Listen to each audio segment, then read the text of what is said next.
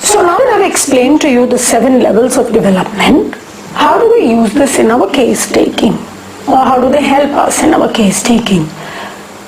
What we believe is that each human is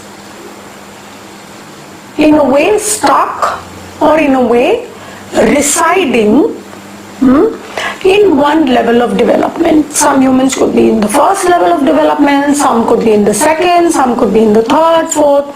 We, all humans, are in some or the other stage of human development, and that's where we are living our lives, right? And our positives in nature, or what we contribute to the society, is because of that level of development, but also what we suffer, our negativities, the problems we suffer from, the restrictions we feel, are also because of the same level of development.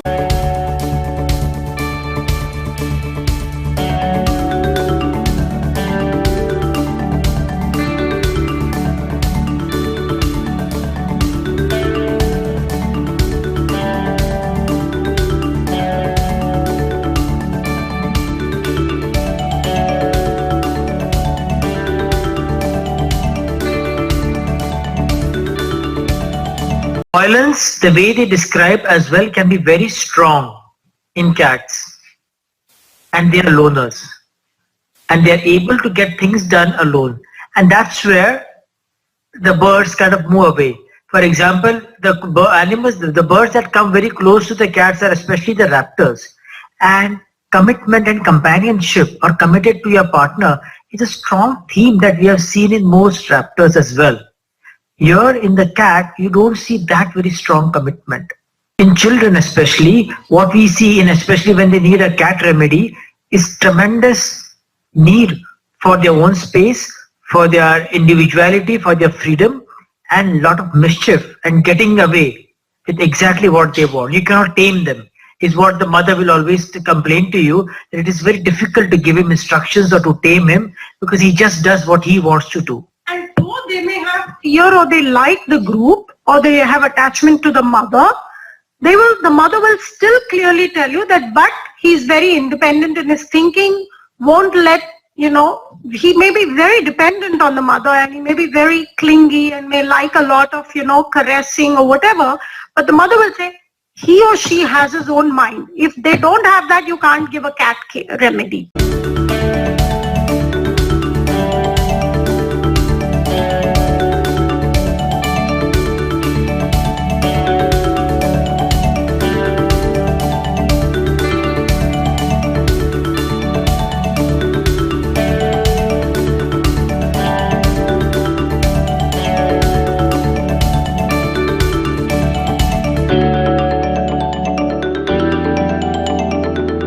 Moon jellies, there is a very recent research, because it wasn't known about jellies, but a recent research says that moon jellies can actually parts can grow back, or sometimes parts don't grow back, but the remaining parts take over functions of the lost parts. What I was talking about in sponges was not broken parts regenerating. I was talking about in sponges where inside a dead sponge a small spore is saved, which then starts to give birth again to a new sponge. That is a quality of the sponge. And this, which you see in echinoderms as well, is regenerating a broken part. Okay?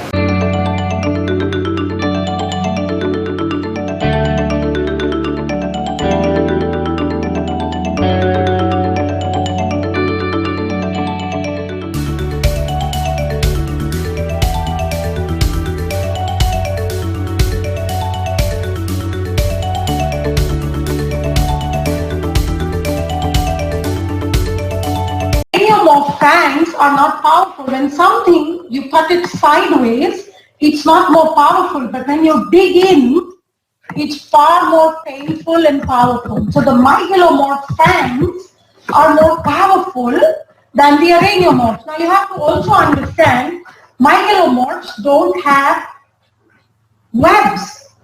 So their bite has to be strong enough to kill.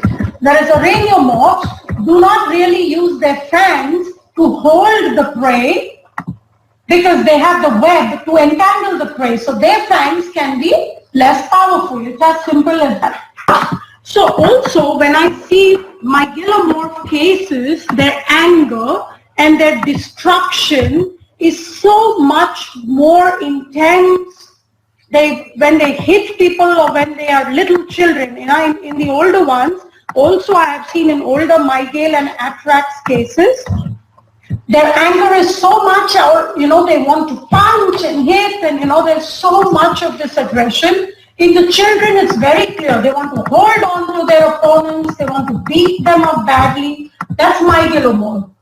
Araneomorph will not show such intense aggression. There is aggression, but not so intense.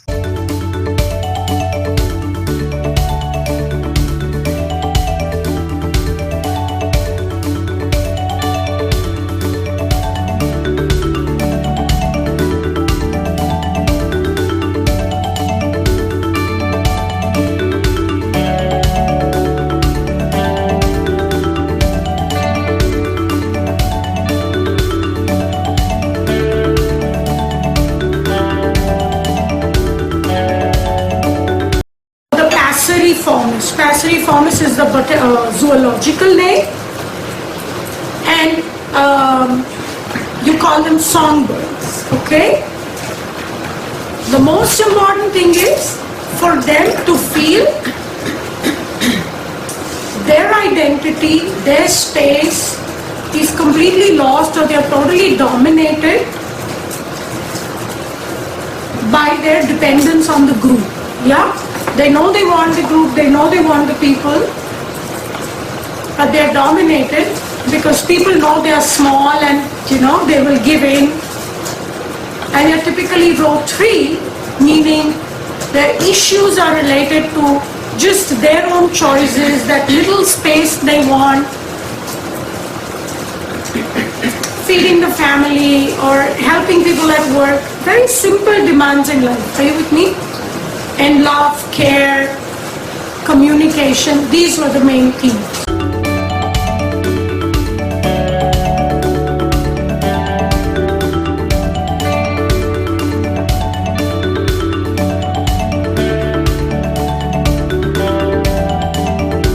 They're also very helpful.